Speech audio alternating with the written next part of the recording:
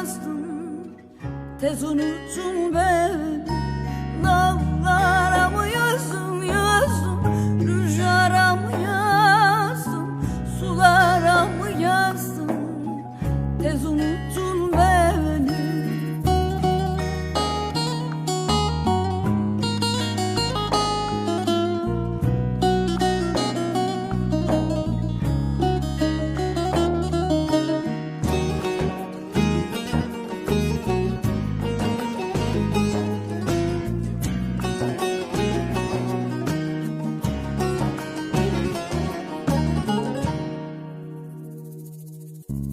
Hayli zaman oldu, ne aradın sordum, hayli vakit doldu, gelmedin durdun.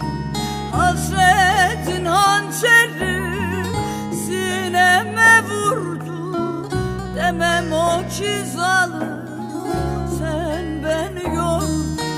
Dağlara mı yazdın, sulara mı yazdın, rüzgara mı yazdın, tez unuttun beni. Dağlara mı yazdım, yazdım, sulara mı yazdım, rüzgara mı yazdım, tez unuttun beni.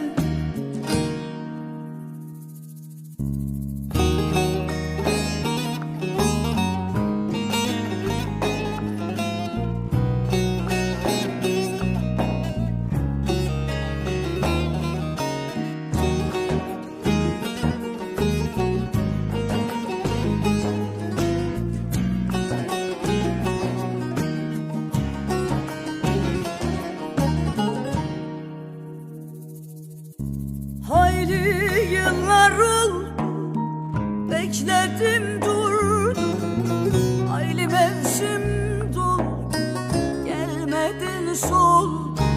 Yarın vicdanına kara su mu doldu, duy sesimiz ama hayat senle dolu. Dağlara mı yazdım, sulara mı yazdım, rüzgara mı yazdım, tez unuttun beni. Dağlara mı yazdım, yazdım, sulara mı yazdım, rüzgara mı yazdım,